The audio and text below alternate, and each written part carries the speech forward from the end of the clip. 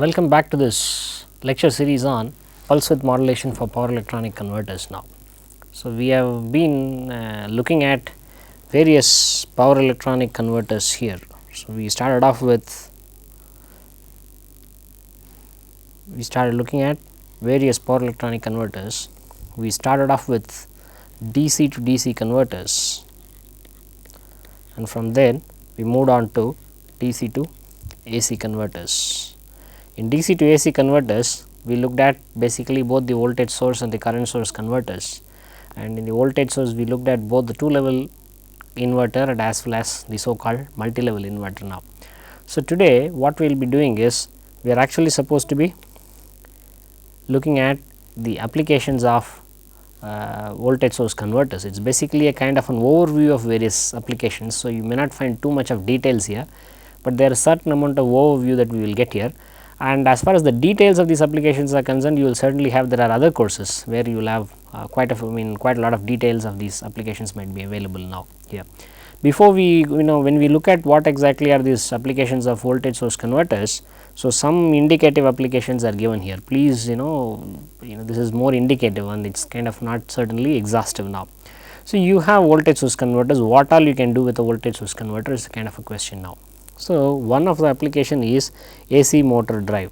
You have various induction motors and such kind of you have induction motors which are very rugged now, and what you do is you basically control the induction motor. You try to control the speed of an induction motor by using an inverter now. An inverter is capable of giving you AC voltage, AC of what amplitude, of what frequency, that is kind of programmable. So, you can control, you can get what voltage, what amplitude you want and what frequency you want, and that is what is required in a motor drive, as we will be seeing shortly today. And today in fact, our emphasis will be really on AC motor drives. There are also other applications of a voltage source converter. Everybody knows that a voltage source converter or inverters, they are applied in uninterruptible power supplies. So, what you will have in an uninterruptible power supply is you will have a battery bank. Whenever there is no power supply available in the mains, no power supply is available from the utility, what you do is to invert this battery power and feed your AC loads. So, you use an inverter there now, and this battery itself is charged from the mains whenever power supply is available. That is what typically happens in an uninterruptible power supply, right. Then you also have the so called active rectifiers or front end converters now. So, what do we mean by this active rectifiers? We will look at this in detail in the next lecture. However, we will just look at a few things. What do you mean by a rectifier?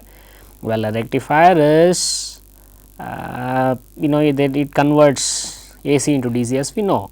And what we mean by rectifier, active rectifier, we typically may have diode bridge rectifier, and these diode bridge rectifiers, they are actually non-linear elements. I mean, they draw non-sinusoidal current, right, of pulsating current from the AC mains.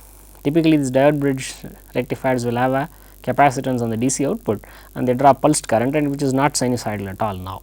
So, the current waveform is not sinusoidal, and also the power factor is very poor. So, what we try doing is we try making use of voltage source converters to perform this rectification, to perform this AC to DC conversion, and those are what are actually called as active rectifiers. In this, you can actually achieve high power factor, and you can draw almost near sinusoidal currents from the mains. So, these are necessary things that you want now. These active rectifiers are sometimes also called front end converters, because an AC motor drive is basically an inverter feeding an induction motor. So, now that inverter requires a DC supply, and that DC supply is provided by such an active rectifier, and therefore, it is also called a front end converter at times now. Then you have the other application, what I have called as reactive current compensation. Many a times reactive power is being drawn by many of our loads now, and that is not very good.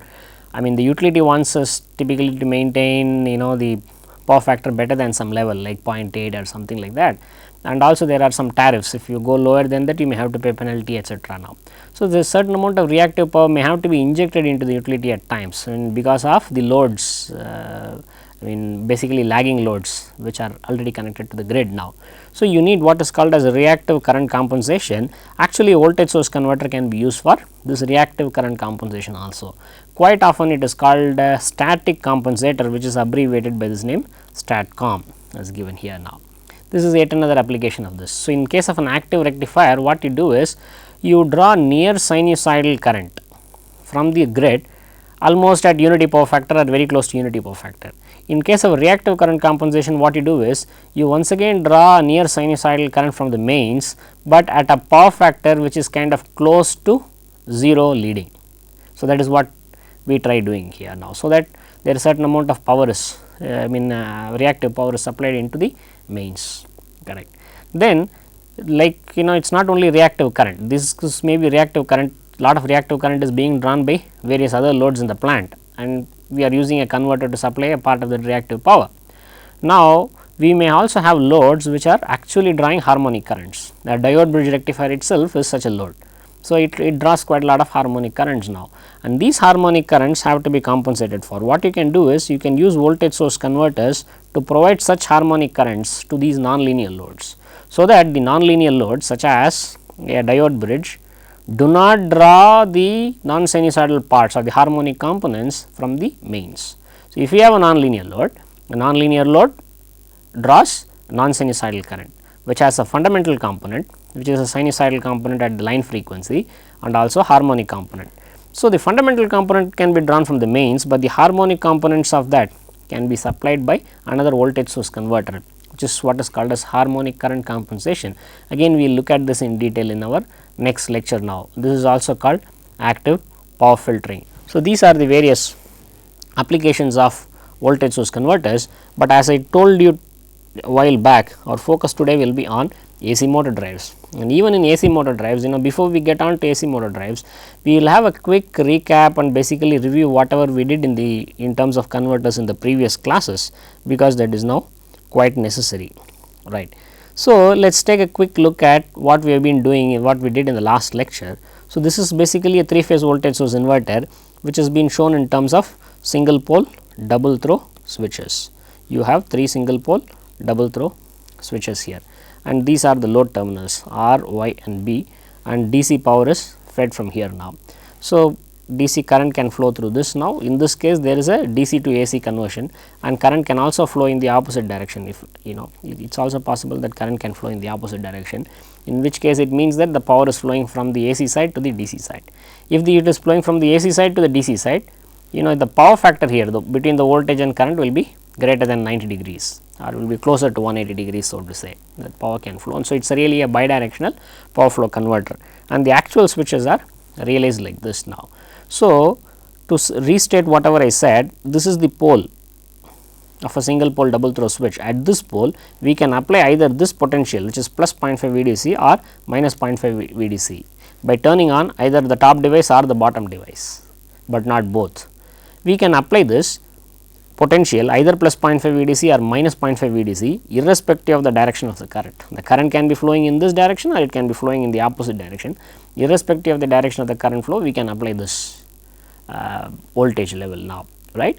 So, depending on the direction of the current and depending on, let us say, the top device is on, if the current is as indicated by this arrow mark, then current may flow in this direction.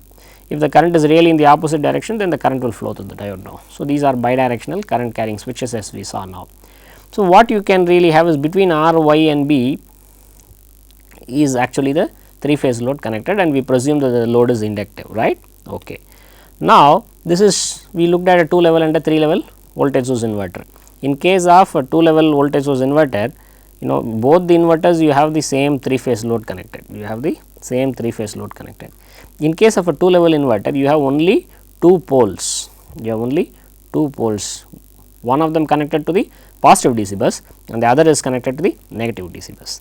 Whereas, if you look at the 3-level voltage source inverter, you have 3 poles, one of them is connected to the positive terminal, other one is connected to the DC bus midpoint, and the third is connected to the negative DC bus. So, in addition to 2 of these, one connected to the positive and one connected to the negative, you have a third one or the middle one, which is connected to the DC bus midpoint, and that is why we call this as a 3-level voltage source inverter.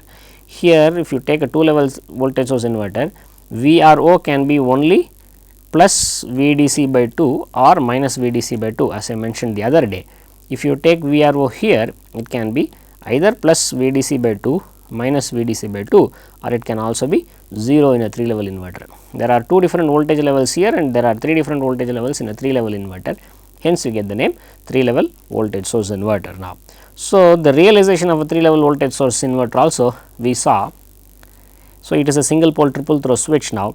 So, either the top 2 devices are on and the bottom 2 are off. So, in that case, when the top 2 are on, this pole is connected to the top throw, or the positive DC bus now.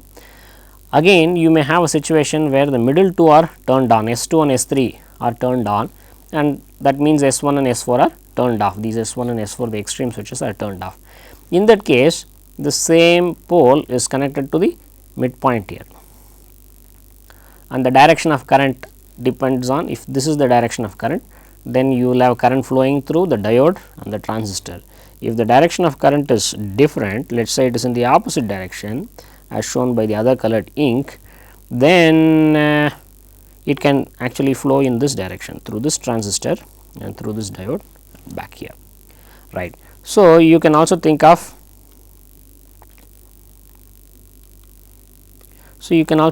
I mean there is also the other state where the pole is connected to the bottom throw, S3 and S4 are on and S1 and S2 are off.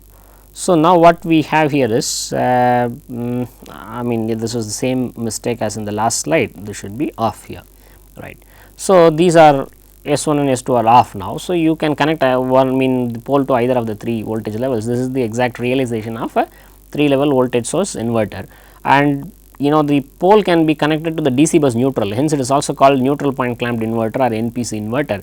You use diodes to do this connection, therefore, it is also called diode clamp inverter, as we mentioned the other day. Now, these switches S1 and S3 act in a complementary fashion and S2 and S4 act in a complementary fashion now. So, this is how you what we saw earlier was a single leg, now you have 2 legs here, and these 2 legs you can have a single phase load connected between these 2 terminals, and this is your DC bus voltage being fed here. This is your DC bus voltage being fed here now. So, this is the other alternative that we looked at, is a flying capacitor converter now. So, you use a capacitor which is charged to 0.5 VDC just like other capacitors, and you can connect this in series or in parallel, I mean in series and with one polarity or in series with another polarity. For example, if S1 is closed, then this gets connected in series with these capacitors in a particular polarity, or alternate like S1 can be closed, that is one possibility. So, then the other possibility, for example, is S2 is closed and S1 is open. In such a scenario, again this is connected in series, but the polarity of this is reversed now. So, in this case, if you have connected here, you will have this O is basically equal to, you get this potential at O for if let us say the top is turned on, So, this is plus minus and you have plus and minus, and this is where you get the potential of O. So, that is I should make it red color, yeah. So, this is where you get O now, whereas if the connection is as shown by the green ink. So, this S2 is closed and S1 is open, and in this case this point is equal to potential O. So, this is how you get this, and you have a single pole triple throw switch here, and all these switches have to be capable of conducting in both the directions, and you have this was the realization that we saw now. Basically, with all these, what we would aim at doing is to realize certain average voltage. That is what we will be looking at shortly from now on. So, this is another one leg of what is called as a multi-cell inverter now. If you need different voltage levels between A and N, what you try doing here is you use one simple single phase bridge. So, this is a single phase bridge, you can connect 2 of them and you can make a connection like this, and so between these 2 points you can have various voltage levels. It can be VDC, it can be 0.5 VDC, it can be 0, or it can be minus 0.5 VDC, or it can be minus VDC. So, the different voltage levels are possible here, and this is where you can connect one of the phases of the load across these two terminals now. This is again one leg of a multi-cell inverter now. So, these are various topologies for realizing what are called as multi-level, what is really a multi-level inverter. So, if you just look at what we are going to be primarily concerned is, this is about a DC to DC converter. What you have is a DC to DC buck converter. In this you have a single pole double throw switch, and there is certain potential at the pole now. What is that potential at the pole? That potential at the pole is essentially the voltage, output voltage. And how is it related to the input voltage? It is related to the input voltage as certain duty ratio times V in. The duty ratio meaning, like you connect P to T1 for some time and P to T2 for some other time. So, you keep on doing it in a cyclic periodic fashion. So, the time for which you connected to T1 divided by the total switching time is the duty ratio as we defined now. So, you get this as a duty ratio times V in now. So, you get some potential at the pole which is lower than V in. So, what you are doing is this is the pole and there are two throws now, and you are controlling the potential at this pole. In case of a 2-level voltage source inverter, this is a 2-level voltage source inverter, as you can very clearly recognize. This is a 2-level voltage source inverter. So, now let us take the point of reference as this midpoint O. Now, if you want to mean R, what you are going to do is you look at this potential VRO. At any instant it can be either plus 0.5 VDC, this potential is VDC by 2 and this is another VDC by 2. So, the potential at R at any instant can be either plus VDC by 2 or minus VDC by 2. And what you will do is you will do an averaging, you will connect it to the top throw for some time and the bottom throw for some time. So, the average potential at R will be somewhere between plus VDC by 2 and minus VDC by 2. So, the same story about Y and the same story about B. So, if you look at a 3-level inverter, once again it has 3 switches, but in a 2-level case it is all single pole double throw, here it is a single pole triple throw switch. So, this is a 3-level voltage source inverter. You have single pole triple throw switches here. Once again what you do is, as at this potential R, potential at R with respect to O can be either plus VDC by 2 minus VDC by 2 or 0. So, and what you can realize is, you can realize any potential that is anywhere between plus VDC by 2 and minus VDC by 2 in an average sense. So, that is what you can do now. So, let us look at more of this in the following slide.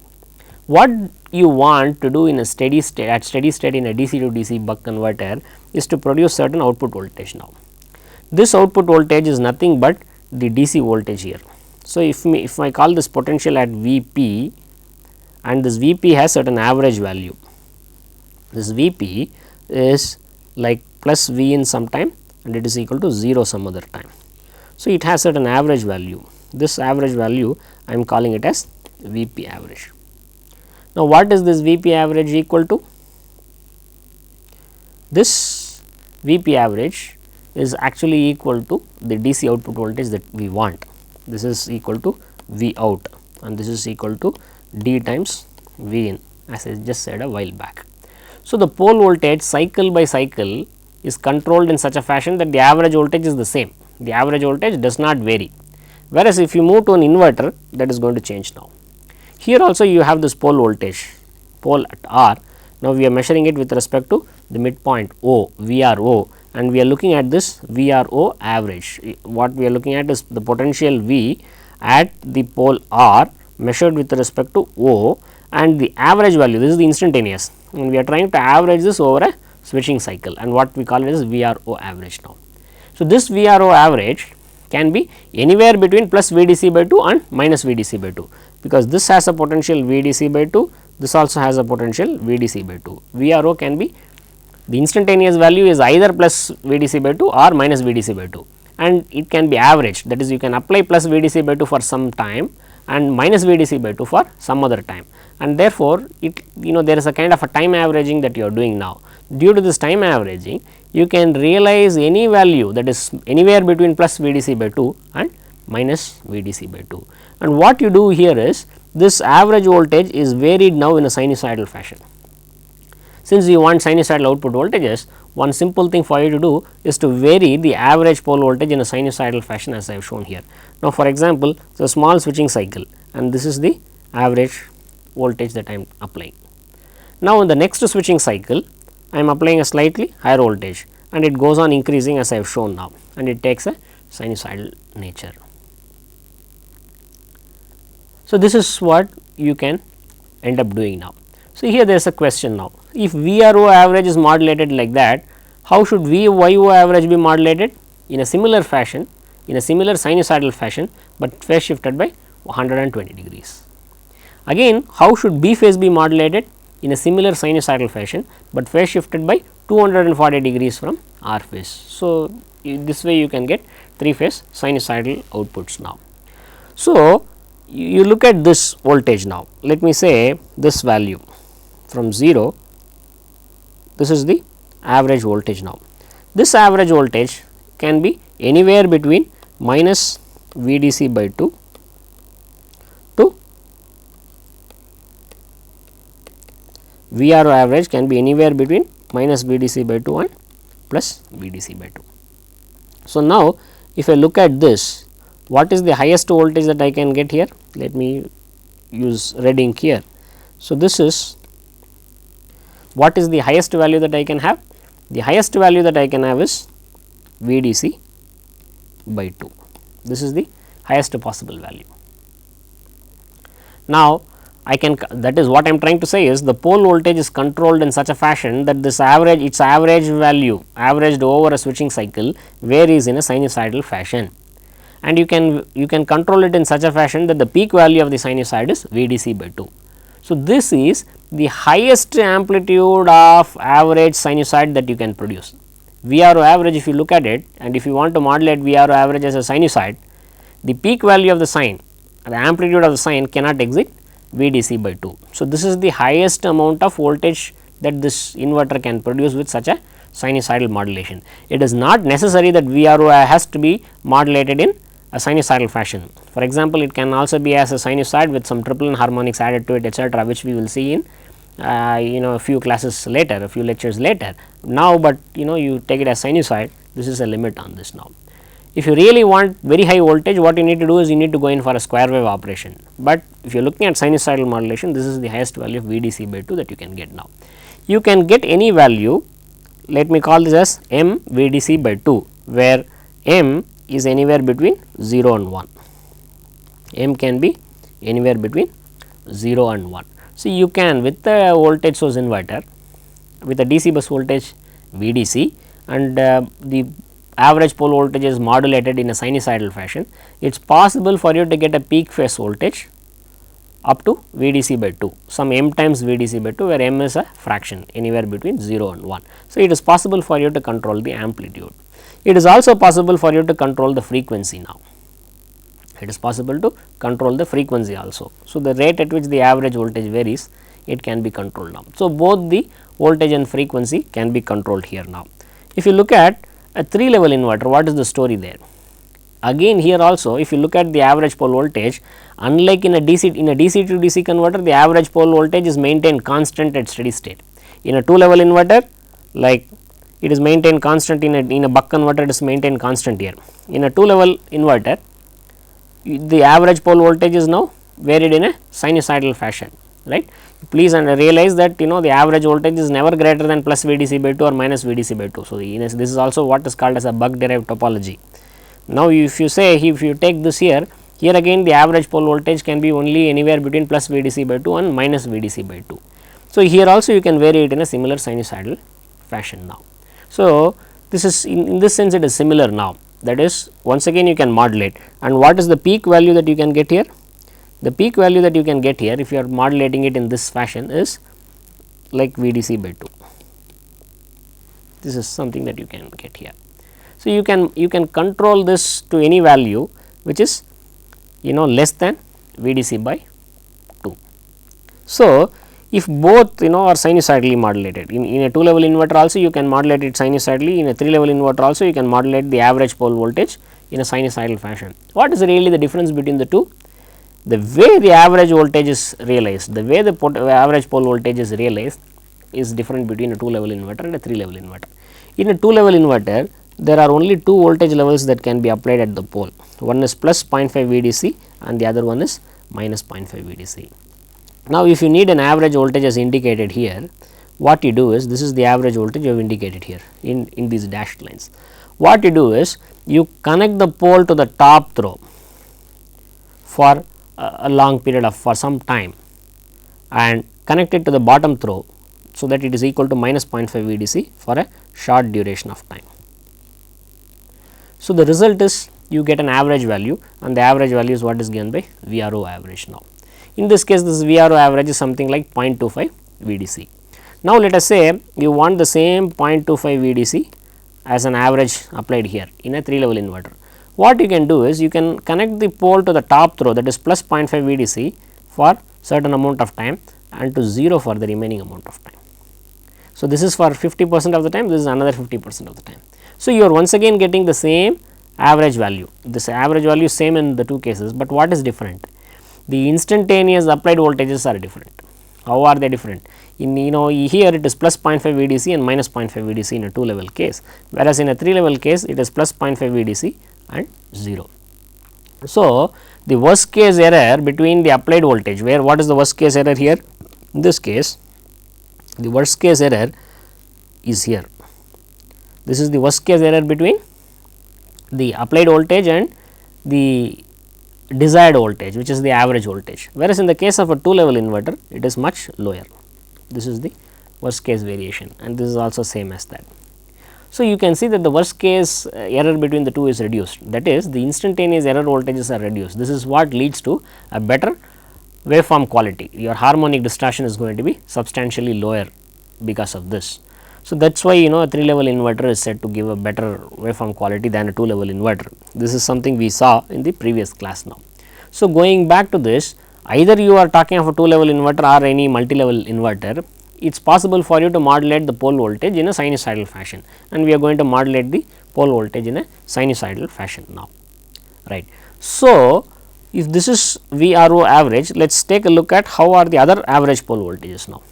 This is VRO average. As I mentioned here, this VRO average can have a maximum value equal to VDC by 2, that is its peak value can be equal to VDC by 2, or it can be anything like M VDC by 2, where M is anywhere between 0 and 1.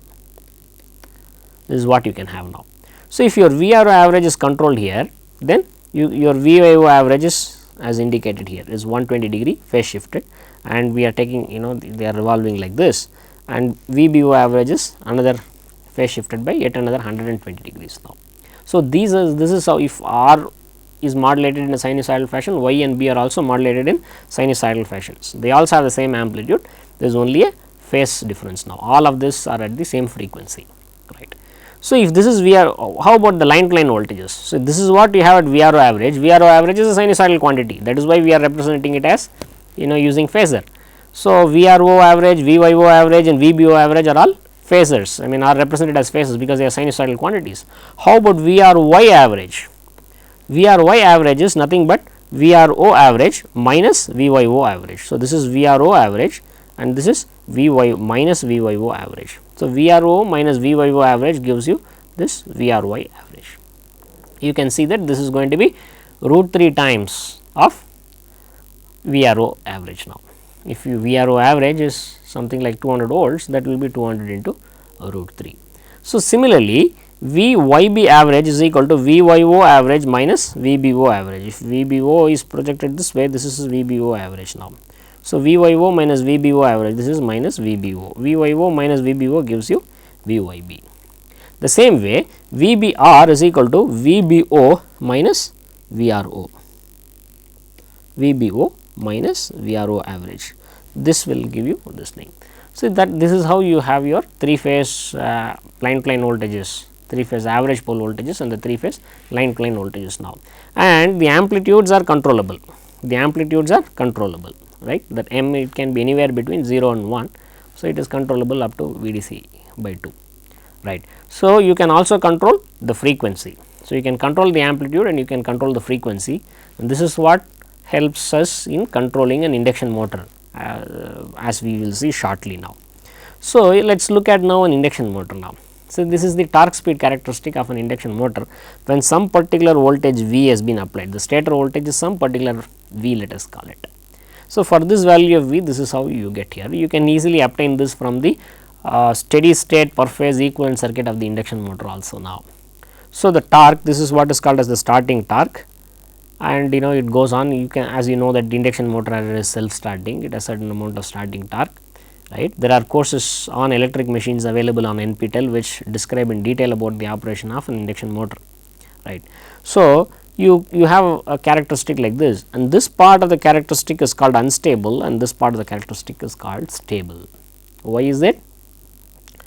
So, how does the operating point is, how is this is the torque speed characteristic of an induction motor. Now, where exactly will it operate?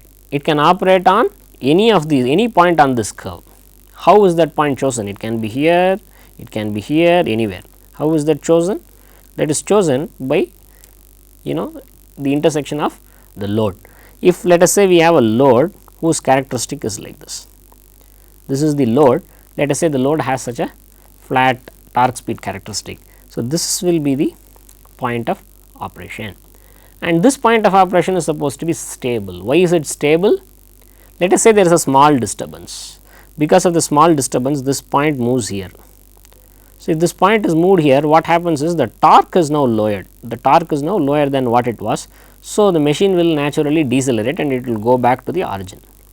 So, you can see from this operating point, you can look at any kind of disturbance, you can look at either in torque or in speed, you will see that the operating point will return to this point. So, let us call this point P.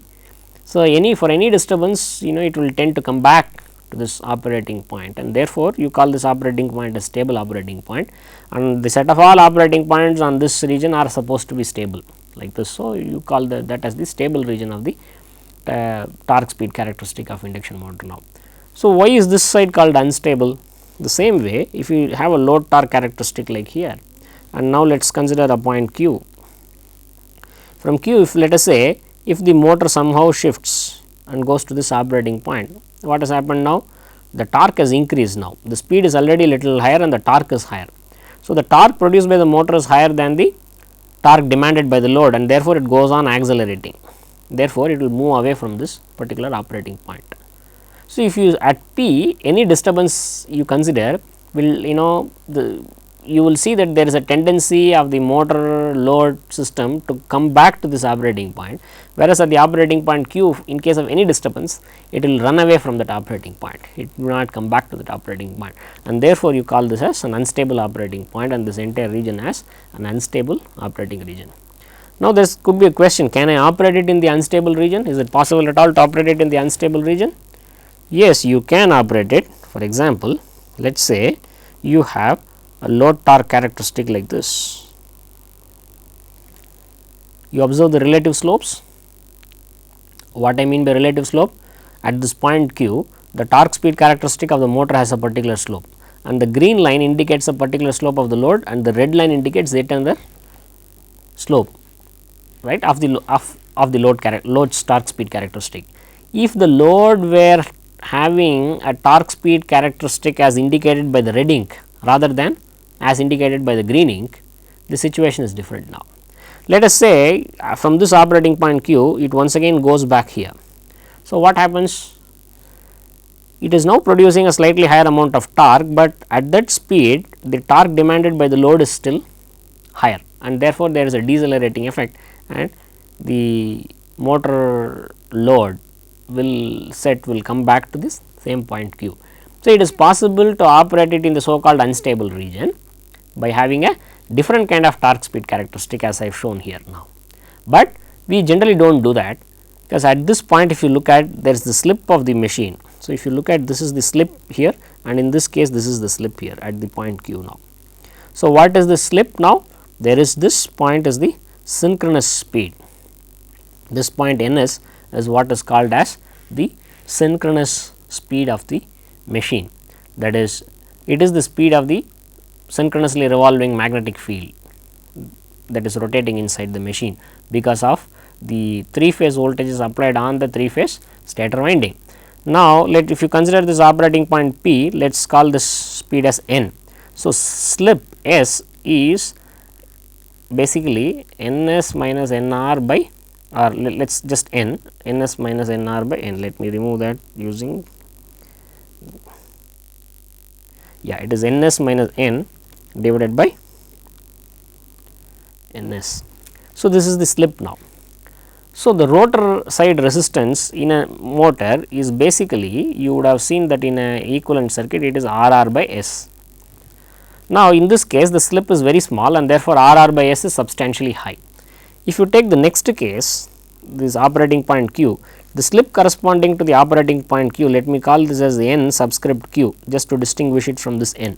So, NQ minus Ns is now very high and therefore, the slip is very high. If the slip is very high, Rr by S is actually very low. So, normally in induction motors will operate with a slip of just a few percent points. So, Rr by S will be much higher than Rr. If S becomes higher and higher, Rr by S comes lower, and therefore, your slip in the rotor resistance is high. What I am trying to say is, it is going to draw a very high current, prohibitively high amount of current.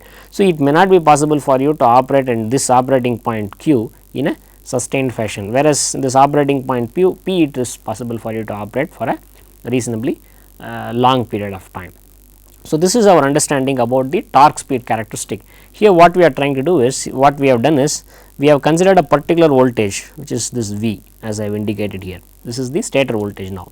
We have also considered a particular value of frequency, say something like Fs is equal to 50 hertz. This is the stator frequency now. So, you know that 120 times Fs by P is what is your synchronous speed now. So, that is your synchronous speed now. So, this is for a particular stator voltage and a particular stator frequency. So, we should move on to what happens if we vary one of them. Let us first vary the stator applied voltage. So, now this is the torque speed characteristic with variable voltage. We are still looking at the same torque versus speed, but the voltage is now varied now. This can be some voltage V1, this is some voltage V2, V3, some voltage V2, and the voltage is decreasing in this direction. Voltage is decreasing in this direction. As if you reduce the voltage, the peak value of the torque speed characteristic really comes down. You might already know this very well. If you do not know, you can verify this very easily. You can also verify it from the equivalent circuit of the induction motor now.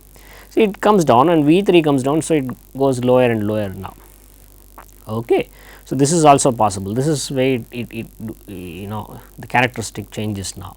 So, if you consider a particular torque speed characteristic, let us say you have a load torque like this. This is your load torque characteristic. When you have applied a voltage V1, you have the motor operating at this point like this. When you reduce the voltage, it will come down to another point like this. So, it is possible for you to vary the speed of the motor over a small range by going in for such kind of voltage control, but it is restricted over a small range. It is restricted only within this so called stable operating region here, and this is ideally suited, as you might know, for characteristics like here. You may have certain characteristics like in pump or such kind of loads, which will have a characteristic going up like this. So, which is typically used in such drives, pumps, etc. They may have a kind of a parabolic relationship between torque and speed, and so sometimes it is used there in this situation here. But what we want to now see is, this is the effect of varying the stator voltage on the torque speed characteristic now. So, if you instead of applying the rated voltage, let us say about 400 volts, if you apply 200 volts or 300 volts, what happens is, you find that the torque speed characteristic changes in this kind of a fashion, that the peak torque essentially comes down, right. So, now let us look at the next scenario, where both the torques, both the voltage is varied and the frequency is also varied. In the previous case, we kept the frequency unchanged. The frequency unchanged meaning the synchronous speed was unchanged now. So, now you are changing the frequency. This is some frequency f1, this is some other frequency f2, this is some frequency f3. If your stator frequency is equal to some f1, then you will have a corresponding synchronous speed ns1.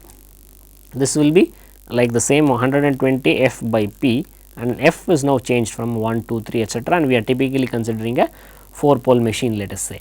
So, for a 4 pole machine, for 50 hertz would mean 1500 rpm, and if it is 50 hertz is changed to 40 hertz, then this 1500 rpm will get reduced to NS2. NS2 will be something like 1200 rpm now, and F3 if it is 30 hertz, there will be a corresponding synchronous speed NS3, and this will be something like 900 rpm now.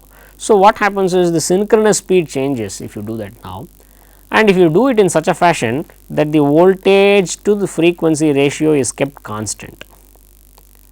This means effectively that the torque, I mean the flux is maintained at the constant value. So, therefore, the peak torque is never getting affected. Earlier if you see that the peak torque was getting affected. Why? Because the frequency was held the same, but the voltage was reduced. You have V 1 by F. Now, V 1 by F is actually greater than V 2 by F. Therefore, when you apply V 2 which is lower than V 1, the peak torque comes lower. This is again greater than V 3 by F, and therefore, you see that the peak torque goes on changing with the V alone. Now, what we are trying to do is we are varying both V by and F, and that ensures that the peak torque is fairly constant, and the effect is basically that you see that the characteristic itself is getting shifted. What you see is that the torque speed characteristic is kind of getting shifted everywhere. So, what? Now, let us say I have a load whose torque speed characteristic is like this. Let me use a different color. Okay. So, let me use this green color. Let us say this is the torque speed characteristic of the load. So, if I am applying a frequency F1 and a corresponding voltage V1, let us say, let me call this corresponding voltage as V1, then I operate at this point. If I apply a frequency F2 and a corresponding voltage V2 such that V by F is constant and it is equal to its rated value, now I can operate here at this point. Let me just change the color, let me say I can operate here now. So, this is when I have V2. Now, let us say I have yet another operating point, this is F3 and V3.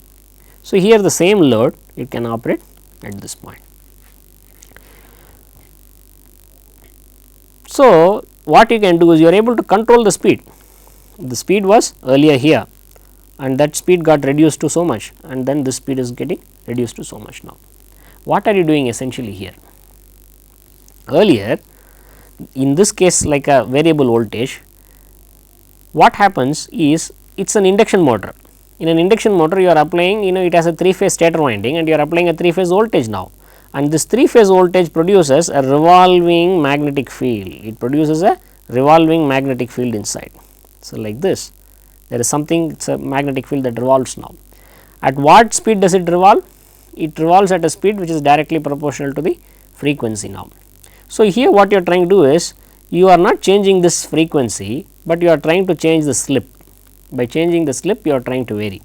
Here what you are trying to do is you similarly have a revolving magnetic field inside. What you have is a revolving magnetic field. You want to control the speed of the induction motor. What can you do? One of the easiest things for you to do is to reduce the speed of this revolving magnetic field. Let me call this as omega s or fs. If I can just reduce the speed now. It is an induction motor which will typically run at 1500 rpm, something close to 1500 rpm.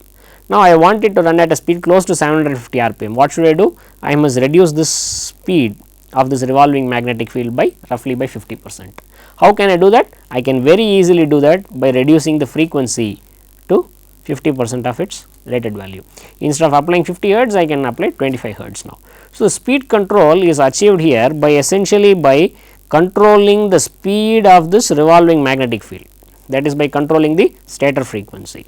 But for this you have to make sure that the magnetic field is, the strength of the magnetic field is constant, and that is given by this ratio V by F, that is given by this ratio V by F, and you maintain this V by F at a constant value equal to its rated value. Therefore, you can maintain the flux at more or less equal to the peak flux now. Of course, here we are making an assumption that the resistance drop is negligible. Basically, V equals IR plus d psi by dt, and we are neglecting the IR term here. So, the resistive drops are negligible, you do that. When you go to lower and lower speeds, the resistive drops might not be negligible, and therefore, if you reduce frequency much lower, you may find that your peak torque is really little lower than that. And here you may find the peak torque to be kind of lower than what you get here.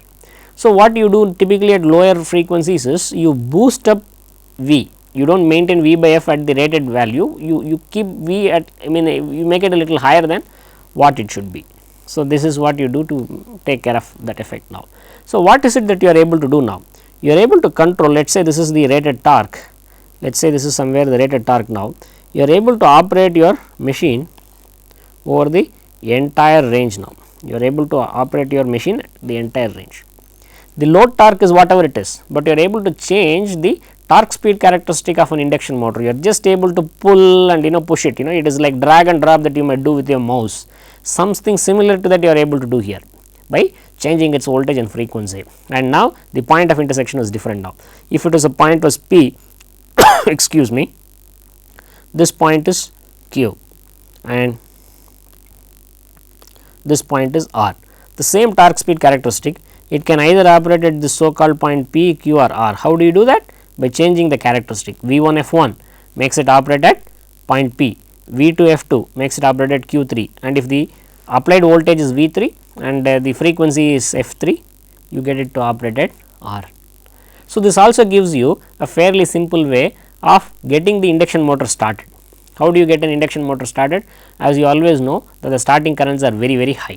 If a direct online start, you may get currents roughly some 5-6 times the rated current as your starting current, but that is only for a short duration of time and the motor is designed to stand that.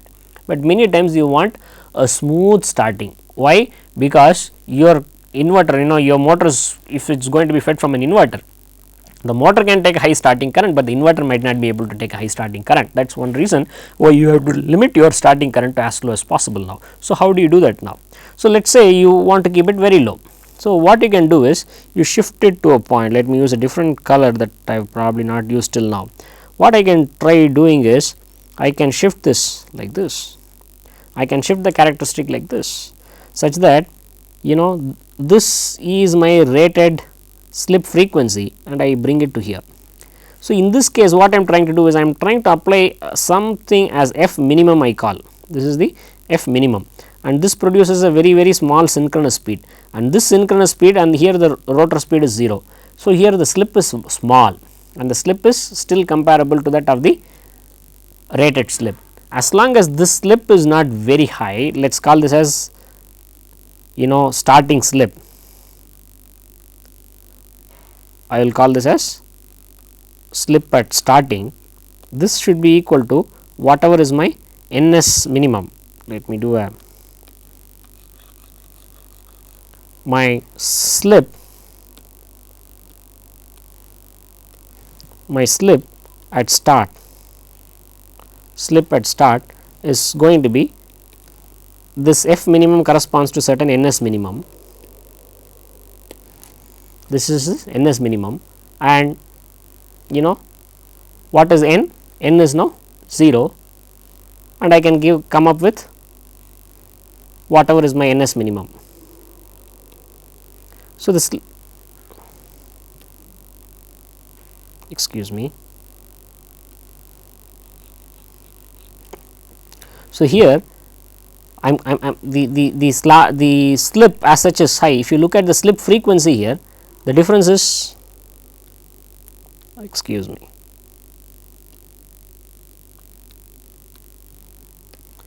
So, you look at this, let us say this is the rated operating condition, and this is your synchronous speed now. So, this is the difference between what you would call as the rotor speed and the synchronous speed. At start, if you keep your speed such that the synchronous speed at start and the 0, I mean the rotor speed is 0. If you keep the difference between the two, or just the synchronous speed at start to be lower than or comparable to that of this difference, that is the rated synchronous speed and the rated speed, then you are okay. You are going to have a slip frequency which is much small and your machine is not going to see a large amount of current. So, what we are basically trying to do is, we are trying to, if you want a smooth start, we come to this waveform as I have indicated here. We come to this kind of a torque speed characteristic. So, the starting torque is now fairly high and that could be close to the rated torque, and once the machine picks up speed you can gradually go on increasing the frequency, so that the torque speed characteristic also keeps shifting to the right and you can eventually move to wherever you want to move towards the end now. So, thus you are able to control now. So, what are you doing now? You are controlling the speed now. It is not an induction motor, an induction motor is now an induction motor drive. Why? Because it is a controlled induction motor. What is being controlled? Its amplitude and frequency of the applied voltage are being controlled using a voltage source inverter. So, if you when you want a voltage source inverter for induction motor drives, so why do you want? Because an inverter can produce 3 phase AC voltage and of variable amplitude and variable frequency. Of course, there is an upper limit on the amplitude up to which you can do that, and again there is a variable frequency, and this frequency has to be also substantially lower than the switching frequency of the inverter now. So, since you are capable of doing this, an inverter can be used for speed control of induction motor, and such things are called as adjustable speed drives or variable speed drives now. The most commonly used ones are open loop constant VBF drive, that is what we discussed till some time back. So, we discussed VBF drive. So, we change the voltage, we change the frequency, to depending on the speed at which we want to operate, and the voltage is always maintained proportional to the frequency. So, that the flux is more or less maintained constant now. Here you can also operate it at slightly higher speeds if you want, but beyond the rated voltage you can't apply a voltage beyond the rated voltage because of insulation, that there is a limit there. So, what you need to do is, if you go to frequencies higher than this, you have to apply it at a lower voltage. So, VBF ratio reduces. So, that is actually called flux weakening now. So, this course is not so much on the extensive control of induction motor. There are courses on motor drives again on NPTEL, which will give you a thorough understanding of these various aspects of controlling this now, right. So, it is also possible that you can do it in the there is something called a super synchronous operation, and there is braking and such things you can get a detailed idea about other of this induction motor drive operation in other courses in this NPTEL forum now. So, what we have also dealt with is basically is open loop constant VBF drive. This is what we will be dealing with primarily in this course now, but there are also closed loop drives. This open loop VBF drive is okay when you do not need a very good dynamic performance, its steady state performance is all right. When you want to change from one operating point to another operating point, it is going to take considerable length of time. So, for high dynamic performance you will go for closed loop drives. This is for when you require a high dynamic response, very fast dynamic response, you go for closed loop drive. These closed loop drives are various things like vector control and torque control, direct torque control, etc. Now, vector control is also called as field oriented control, etc. What we try doing essentially is, you see that the same it is just a single 3 phase voltage is being applied and 3 phase currents are being drawn. In the case of a DC machine, you have a separate field winding and an armature winding. So, field winding is current is controlled separately and armature current is controlled separately, whereas in the case of an induction motor, both the torque component and the flux producing component of the currents are drawn from the same source. What we try doing is appropriately by modeling, it is possible for us to determine what is the torque producing component and what is the flux producing component. We can control these two in a fairly independent fashion. It is possible for us to change only the torque producing component of the current without changing the flux producing component of the current. That is what in essence is vector control.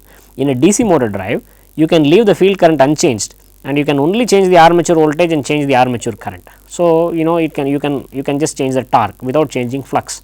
So, similarly, in an induction motor also, it is possible that you do not change the flux producing component of the current and change only the torque producing component of the current. That is what you do in field oriented control or vector control. As I said before, there are other courses available on NPTEL which can give you a very good exposition on vector control of induction motors, and I would ask you to go through such kind of courses to get a good understanding of closed loop things. And direct torque control is yet another variety of closed loop operation of this thing, and various closed loop control for not only for induction motor but other variants. This is what we have been looking at as a squirrel cage motor, for slip ring induction motor and synchronous machine and permanent magnet motors and varied kinds of motors. You have drive operation is possible. All this control of such various drives are dealt with in various other courses now. So, here today we have primarily looked at the voltage source inverter feeding an induction motor, that is what we have looked at. The other applications, as I mentioned before, is an uninterruptible power supply, and again as you are already aware that it basically it has a battery. You need an inverter which will invert and provide power to AC loads whenever the mains are off. So, it basically has that that is an uninterruptible power supply. About this active rectifier, we just had a brief discussion at the beginning, and in the next lecture we will have a fairly detailed discussion on this active rectifier. So, where rectification is done, DC to AC conversion is done, but a diode, unlike a diode bridge rectifier, an active rectifier draws near sinusoidal currents and draws these currents at a fairly high power factor, something close to unity now. Again, as I mentioned before, a voltage source converter can be used to compensate reactive current. If other loads are drawing a lot of reactive current, you can have a voltage source converter that supplies part of this reactive current or most of this reactive current, and that is what is called as a STATCOM or a static compensator. And once again, if you have non-linear loads which may be drawing harmonic currents, it is possible for you to supply these harmonic currents using a voltage source converter. So, that is what is called as harmonic current compensation or active power filtering. So, these are some applications, namely like active rectifiers and reactive current compensation and harmonic current compensation. These are some issues and applications of voltage source converters, which we will discuss in our next lecture. So, I thank you very much for your patience and your interest, and I hope you found this lecture useful, and I look forward to seeing you again in the next lecture. Thank you very much.